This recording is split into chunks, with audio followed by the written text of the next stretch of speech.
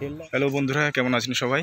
গ্রামীণ কৃষি সমাচারে সবাইকে স্বাগত জানাই। সত্যি বলতে প্রচণ্ড গরমে বিশেষ কোনো নতুন প্রতিবেদন আপনাদেরকে উপহার দিতে পারছিলাম না, তাই আজকের একটু ওয়েদারটা একটু মনোরম হওয়ার কারণে আজকের এলাম। এবং যে ফার্মে আজকের এসেছি, এই ফার্মের প্রথম ভিডিও দিয়ে যে ব্যক্তির সঙ্গে আপনাদের পরিচয় করিয়ে দিয়েছিলাম এবং যে প্রতিবেদন থেকে আপনারা প্রচুর পরিমাণে ফোন করেছেন রাজ্যের বিভিন্ন প্রান্ত থেকে, ত্রিপুরা, বাংলাদেশ, বীরভূম, বাঁকুড়া, মালদা, সেই জায়গায় সেটি চন্দনের চাষ কেমনভাবে করবেন, সাদা চন্দন, লাল চন্দন কীভাবে চিনবেন, চন্দন গাছে সাপের রস, এই সমস্ত প্রতিবেদনগুলি যেগুলি আপনারা গ্রামীণ কৃষি সমাচারে দেখেছিলেন এবং প্রচুর পরিমাণে সাড়া পেয়েছি আপনাদের থেকে। এবং আপনারা খুব আগ্রহ দেখিয়েছেন, বিভিন্ন প্রশ্ন আমাকে করেছেন। আমি সন্তুবাবুর নাম্বার আপনাদেরকে দিয়েছি। সেই ফার্মে এই গরম তীব্র দাবদাহ কাটিয়ে আপনাদের অনেকের সাধের যে চন্দন গাছগুলি কীভাবে পরিচর্যা করলেন বা উনি কীভাবে করেছেন, সেগুলো নিয়ে আজকের একটু ওয়েদারটা ভালো থাকার কারণে এলাম। কিছু প্রশ্ন তার থেকে জানবো, আপনাদেরকে জানাবার চেষ্টা করব। সঙ্গে থাকুন, আশা করি আজকের অনেক কিছু জানতে পারবেন। এবং শুধুমাত্র এখানে যে চন্দন রয়েছে তা নয়, আমার পাশে দেখতে পাচ্ছেন ড্রাগন রয়েছে। এবং এবছর এসে দেখছি প্রচুর নার্সারি টাইপের করে ফেলেছে। প্রচুর বীজের চারা বিভিন্ন গাছের, আম, জাম, কাঁঠাল, আমড়া, তারপরে চন্দনের চারাও তৈরি হচ্ছে। সেগুলি আপনাদেরকে তুলে ধরবো আজকের প্রতিবেদনে।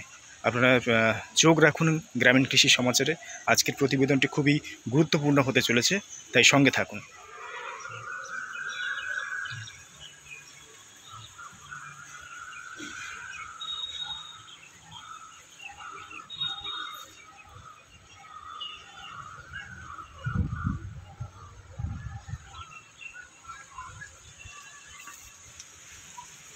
বন্ধুরা, এই বাগানটা কি আপনারা চিনতে পাচ্ছেন? বছরখানেক আগে এই বাগানেরই প্রতিবেদন দিয়ে আপনাদের সঙ্গে আমাদের যে চাষি বন্ধু তার পরিচয় করিয়ে দিয়েছিলাম। এবং নিশ্চয়ই যারা দেখেছেন, ভালো করে খেয়াল করেছেন, তারা জানেন কোন বাগানে আজকে এসেছি। গাছগুলো নিশ্চয়ই আপনাদের মনে পড়ছে। এবং আপনাদের এই প্রতিবেদন থেকে প্রচুর হারে ফোন পেয়েছি বিভিন্ন ডিস্ট্রিক্ট থেকে, জেলার বিভিন্ন প্রান্ত থেকে, ইভেন বাংলাদেশ থেকেও, যে চন্দন গাছের, সাদা চন্দন, লাল চন্দন কোনটা চিনবেন, কত দাম, আপনারা পাবেন কি না, আপনাদের বিভিন্ন রকম প্রশ্নগুলো নিয়ে আজকের আবার আমরা এসেছি সন্তু হালদারের ফার্মে। এবং এই প্রচণ্ড গ্রীষ্মের দাবদাহে সত্যি বলতে আপনাদের কাছে কোনো বিশেষ প্রতিবেদন নতুন সেভাবে তুলে ধরতে পারছিলাম না। আজ একটু ওয়েদারটা একটু মনোরম আছে, সে কারণে ভালো একবার ঘুরে আসি। আপনাদের দীর্ঘদিনের নানান প্রশ্নগুলো যদি তার কাছ থেকে পেতে পারি, আপনাদেরকে জানাতে পারি।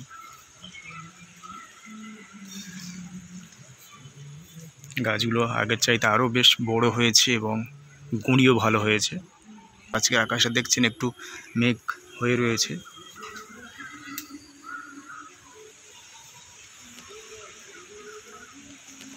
গুঁড়িগুলো কতটা মোটা হয়েছে।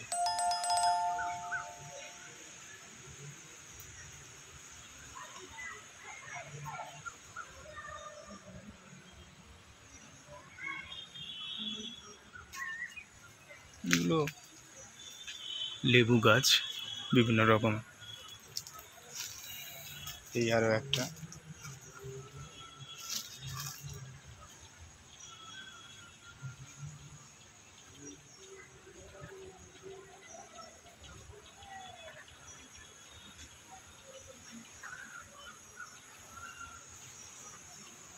সামনের এই গাছটা অনেকটা মোটা হয়েছে।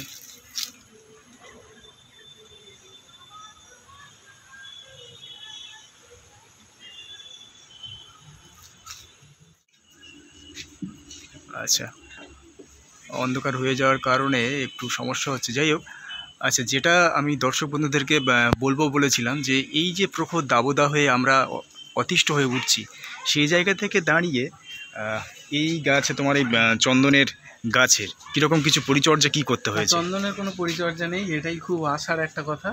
তো টেম্পারেচার 40, 43, 45, 46 পর্যন্ত যেখানেও গেছে সেখানে কিন্তু স্যান্ডেল খুব ভালোভাবে আছে, তো কোনো সমস্যা নেই।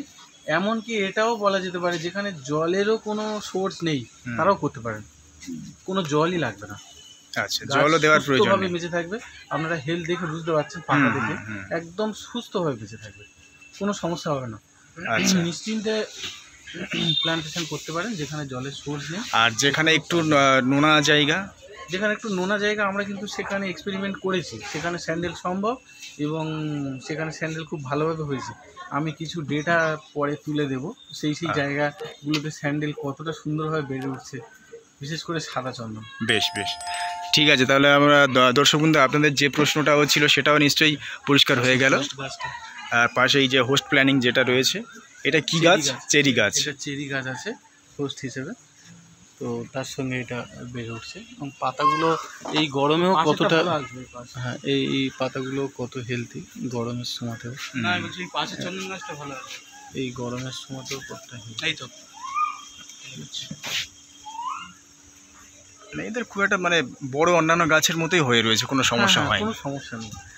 ওকে, আমরা এতে জলও দিইনি, একটুও জল দিইনি, মানে নিচে একদম এটা দেখানো যেতে পারে নিচটা একদমই বাঁধানো, মানে জল দেওয়ার কোনো জায়গাই নেই।